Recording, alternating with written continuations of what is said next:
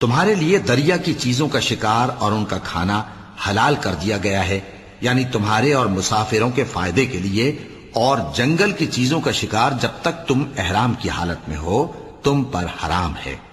اور اللہ سے جس کے پاس تم سب جمع کیے جاؤ گے ڈرتے رہو۔ اللہ نے عزت کے گھر یعنی کعبے کو لوگوں کے لیے موجب قیام بنایا ہے، اور عزت کے مہینے کو اور قربانی کے جانور کو اور ان جانوروں کو جن کے گلے میں پٹے بندھے ہوں، یہ اس لیے کہ تم جان لو کہ جو کچھ آسمانوں میں اور جو کچھ زمین میں ہے اللہ سب کو جانتا ہے،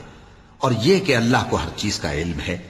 جان رکھو کہ اللہ سخت عذاب دینے والا ہے، اور یہ کہ اللہ بخشنے والا ہے، مہربان بھی ہے۔